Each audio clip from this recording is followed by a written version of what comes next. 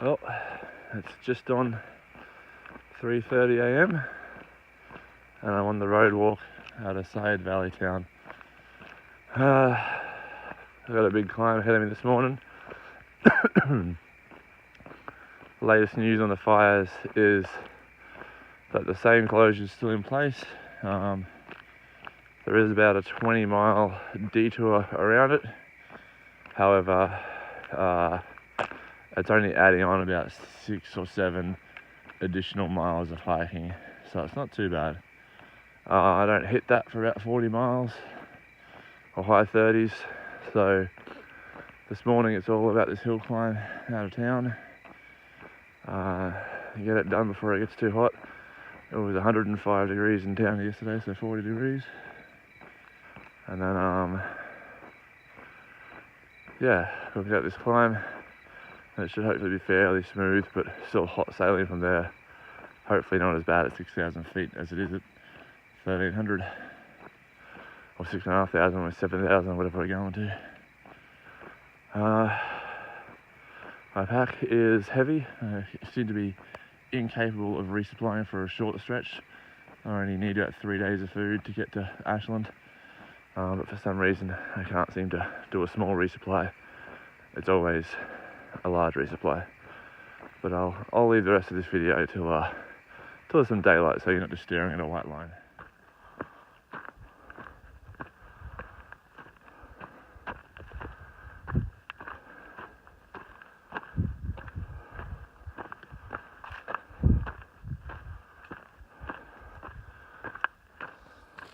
Well, it's 6:30 now, so 3 hours of climbing. I did a short break, but it's beautifully cool at the moment still. It's a nice breeze up here. The last time I checked, I only had about 1,000 feet to go, elevation-wise, so I think I can see the top now, but I've been wrong before about that. Yeah, it shouldn't be too bad. Definitely looking forward to having this climb done and hopefully get back to some regular trail. It's been very overgrown. There's been so much poison oak lately as well. Turns out I am at least a little bit reactive, but doesn't appear to be too bad. But the trails has been lined with it for days now. It's almost impossible to actually navigate through it all without brushing up against some of it, but it's not too bad. A little bit itchy, but it's fine. Anyway, I'll leave it there. And the climb is officially over. It took about 3.5 hours. It's on 7:15 now, and the climb's been over for a little while. Just been catching my breath.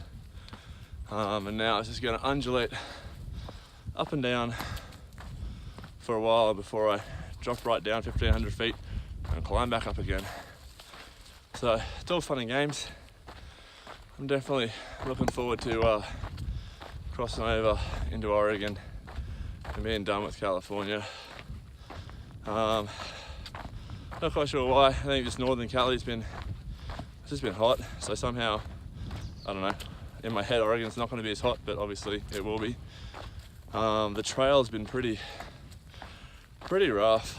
A lot of these areas, like the section I'm in at the moment, sort of between smaller towns that really barely exist, let alone have an outdoors sort of hiking culture. So while they're very good to the hikers that come through, and they love having us, well, they seem to, they certainly love the money we spend. I fall over myself again. The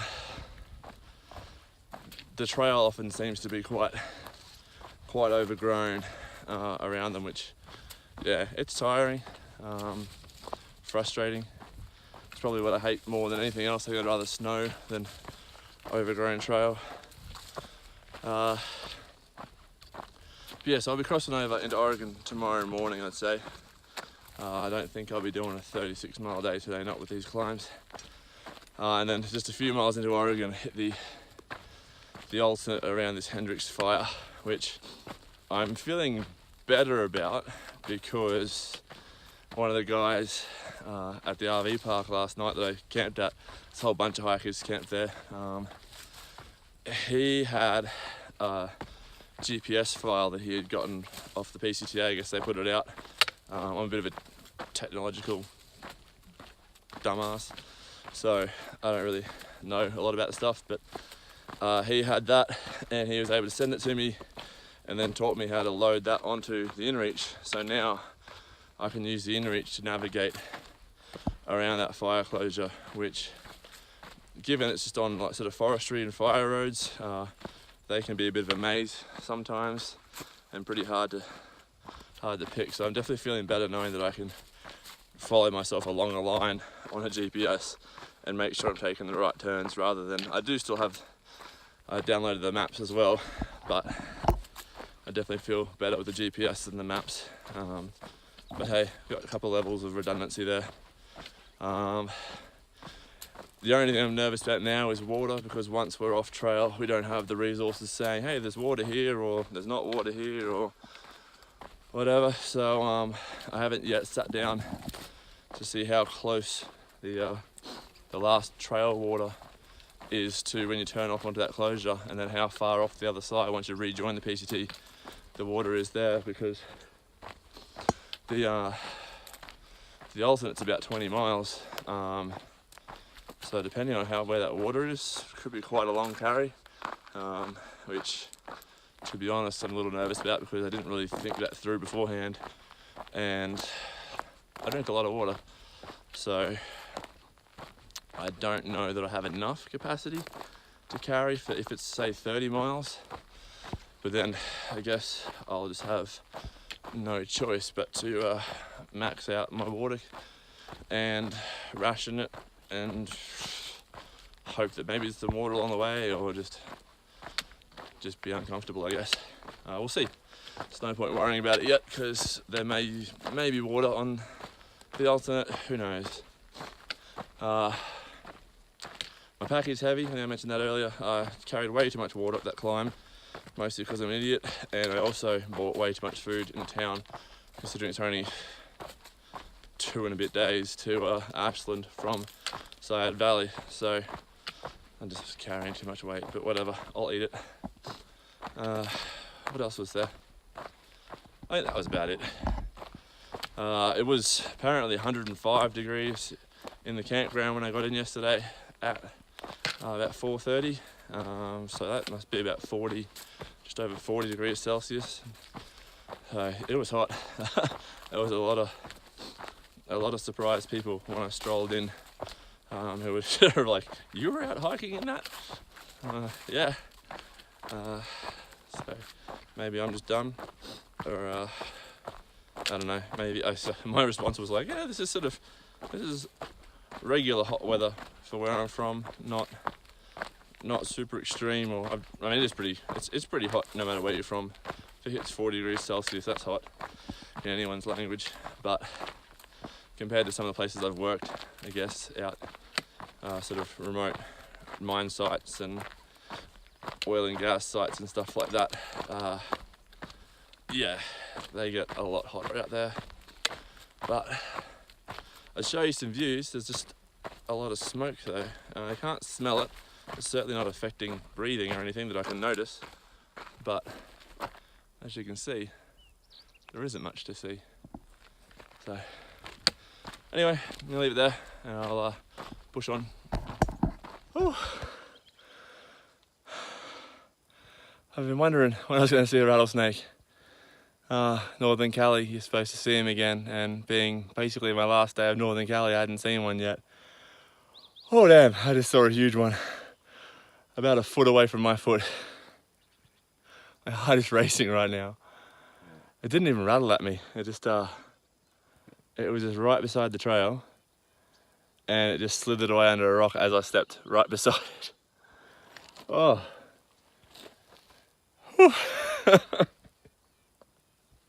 I say I'm not scared of snakes. I mean, I'm not too worried about them, but Jesus, that one, oh, our heart rate's higher than climbing that hill. I'll see if I can get past it now, because he's probably going to rattle at me when I go past. Are you going to rattle at me, Mr. Snake? Are you still under there? I'm going to keep my poles out here, so you think that's me. Yeah, where are you? Buried away under that rock. Oh.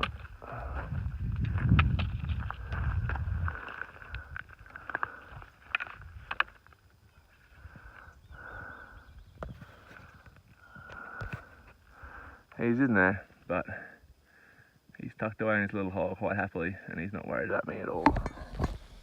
Whew. That's another warm one. It's come up on around 4 o'clock in the afternoon, I think. Yeah, it'll be around 4. I'm on about 26 miles for the day, with I think about 5 to go. So about 31 miles with that massive 5,500 to 6,000 foot climb in the morning, another 1,500 foot climb shortly after, and a bunch of other ups and downs. It also means I've been hiking for, well, I started at 3:30 this morning, so it's going to be a long day, but it's going to set me up better for tomorrow, where I plan to camp tonight. I'll be about 5 miles from the California-Oregon border. Another 5 miles of trail after that, then a 20-mile detour camp, so looking at 32.2 yesterday, I think it was, 31-ish today, another 31 or something tomorrow. So today will be the first time I've ever done consecutive 30s, and then tomorrow we'll be continuing the consecutive 30s by the look of it. And then that'll leave me with a short morning to get into, well, a shortish day to get into Ashland on Thursday. So that's the plan. It's mostly just dictated by water, to be honest, and where the availability of water is, and always trying to camp near it if I can, because it just makes life that much easier. You don't have to carry as much out. So apparently I'm not done climbing yet. I thought I was going to be on a downhill run for a while, which is why I pulled this out now, but I'm going up again. Ended up doing 32 miles today, which makes consecutive 32-mile days. 2 in a row, with potentially another tomorrow. I am absolutely exhausted, having been up since about 2:30 this morning. It's probably about 7 now, so just going to eat some dinner. Tent and everything is all set up on a forestry road near a fire, so I don't know. Executive decision has been made that's the flattest and spot. It's the spot where I'm going to sleep the best, and I don't think I'll see any traffic between 7:30, 8 o'clock tonight, and when I leave here at 5 tomorrow morning. There are some recent tyre tracks, but it looks like they were just doing some other project works around here, and I just can't see them doing that at night, so got some good visibility either direction. Worst case, I am just look like a giant dickhead, and I'm a pain in the ass to them if they do come during the night. I can't see them running me over, so we'll hope for the best.